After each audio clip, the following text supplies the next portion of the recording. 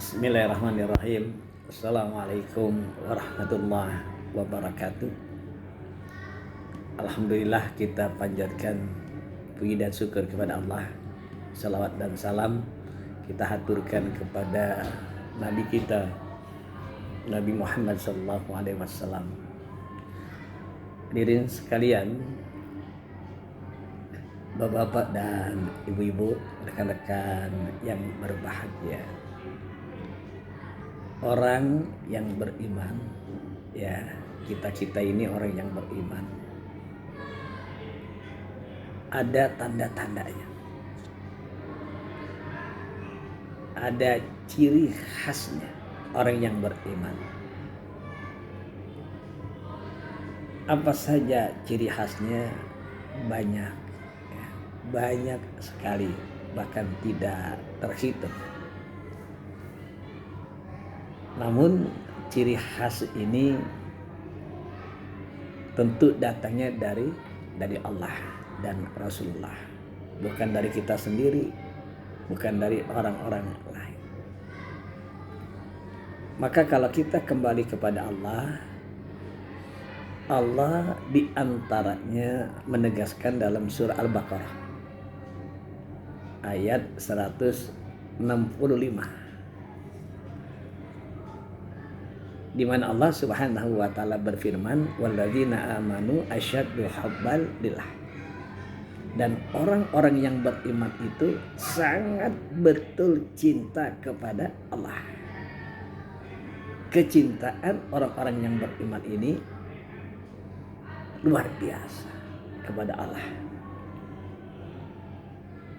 Dan kecintaan itu mereka buktikan bukan cuma lewat omongan-omongan saja, tetapi bagaimana dibuktikan dengan sikap dan tingkah laku sehari-hari.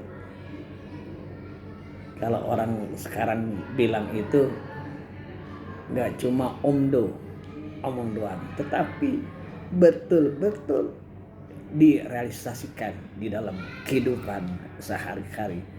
Jadi tanda yang paling mutlak, ya, yang paling utama bahwasanya orang beriman itu sangat cinta kepada Allah Subhanahu wa ta'ala.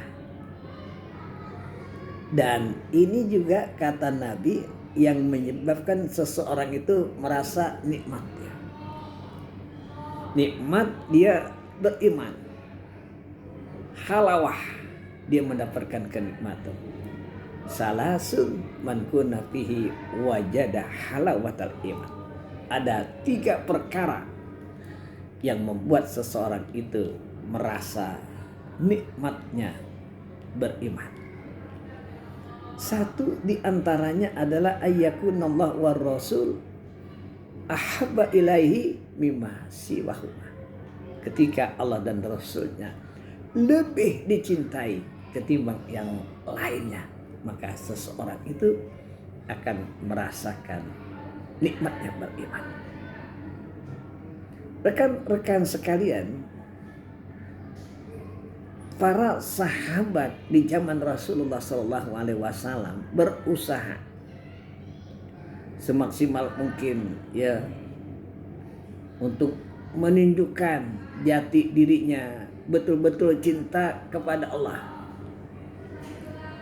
Bukan cuma omong doang, tapi dibuktikan. Bahkan hampir seluruh sahabat itu dia punya keinginan, dia punya target, bukan cuma sebatas sampai dia mencintai Allah, tetapi bagaimana juga dia berusaha semaksimal mungkin Allah cinta kepada dirinya. Jadi ada 2 arah, ada timbal balik satu dengan lainnya. Mereka cinta kepada Allah dan Allah cinta kepada mereka. Nah, ini juga sama halnya, ya, kita menyatakan kenal dengan Pak Anies Baswedan, misalkan gubernur DKI kita teriak di mana-mana, ya, Itu kan semua orang bisa mengaku-ngaku seperti itu. Tetapi kalau Pak Aniesnya satu waktu bicara, wah orang itu adalah teman saya, teman akrab saya, ini akan lain.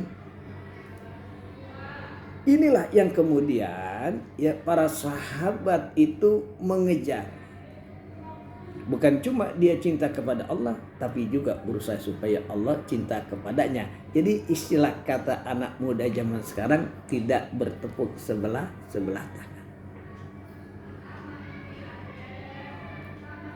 Maka mereka berbondong-bondong datang kepada Nabi. Minta arahan, minta petunjuk. Ya Rasulullah, tolong dong kami diberikan petunjuk untuk melakukan beberapa pekerjaan. Dimana kalau pekerjaan itu kami lakukan, Allah akan suka kepada kami. Itu yang diminta. Datang kepada Nabi yang diminta bagaimana Allah cinta sama dirinya. Dia nggak minta jabatan, nggak minta pangkat, nggak minta kedudukan, nggak minta uang. Tapi yang diminta adalah bagaimana Allah mencintai dirinya. Lalu oleh Nabi dijelaskan, kalau kamu ingin dicintai oleh Allah Subhanahu wa Ta'ala, maka ada beberapa pekerjaan yang layak kamu lakukan. Apa saja pekerjaan itu? Nah, kita simak baik-baik, insya Allah kita juga mampu untuk melaksanakannya. Kata Nabi,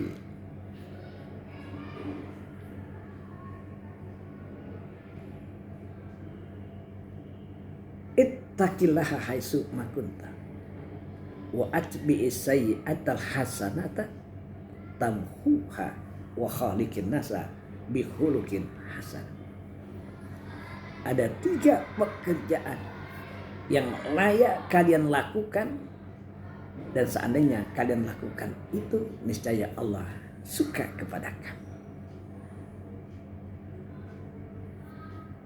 Yang pertama, kata Nabi, tanamkan rasa takut kamu kepada Allah dimanapun kamu berada. Nih, yang pertama, seseorang dia mampu menanamkan rasa takutnya kepada Allah.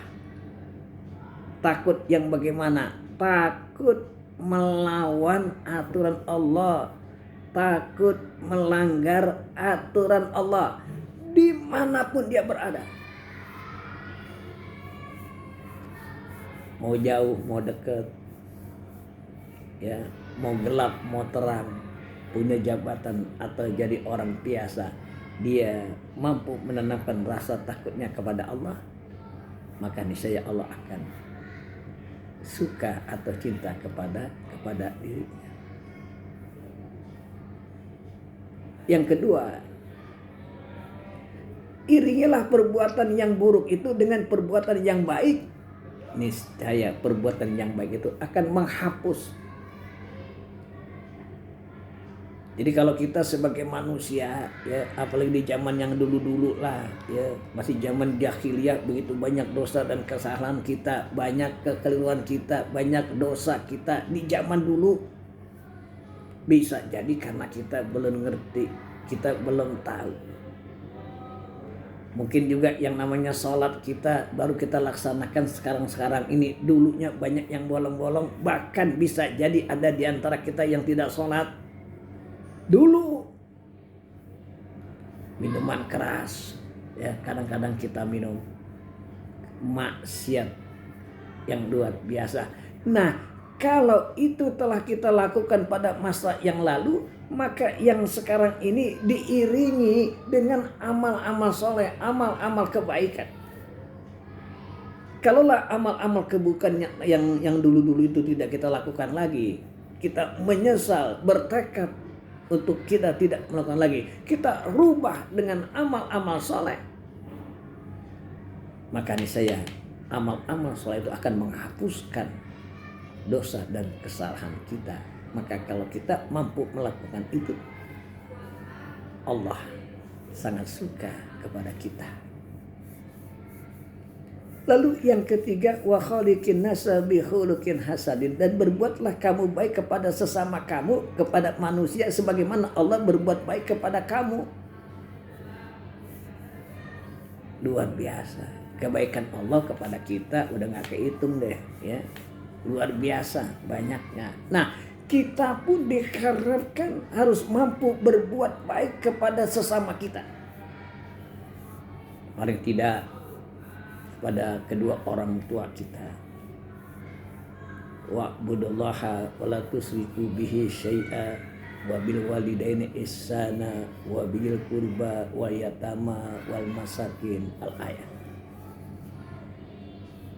Berbuat baik kita kepada kedua orang tua kita yang telah menjadi penyebab kelahiran kita di alam dunia ini. Setelah itu kerabat kita, keluarga dekat kita, keluarga kandung kita. Setelah itu adalah anak-anak yatim. Jangan kita lupakan. Mereka perlu perhatian kita dalam segala hal. Pendidikannya, ya, kesehatannya, pakaiannya, makannya, dan lain-lain sebagainya. Mereka butuh perhatian. Maka berbuatlah baik sebagaimana Allah berbuat baik kepada manusia. Ini kita laksanakan, kita terapkan dalam kehidupan kita. Sekecil apapun nilai kebaikan itu kita berikan kepada orang yang membutuhkan, dan inilah yang menyebabkan Allah suka kepada kita. 3 pekerjaan itu kata Nabi. Tanamkan rasa takut kamu kepada Allah dimanapun kamu berada. Iringilah perbuatan yang buruk dengan perbuatan yang baik. Niscaya perbuatan yang baik itu akan menghapus segala dosa dan kesalahan. Yang ketiga adalah berbuat baiklah kamu kepada manusia sebagaimana Allah berbuat baik kepadamu. Hadirin sekalian, insya Allah kita berusaha melakukan yang terbaik agar apa? Agar betul kita buktikan kita cinta kepada Allah dan juga Allah cinta kepada kita. Dan kalau Allah cinta kepada kita, maka jaminannya bagi kita adalah surga nanti di alam akhirat. Demikian. Assalamualaikum warahmatullahi wabarakatuh.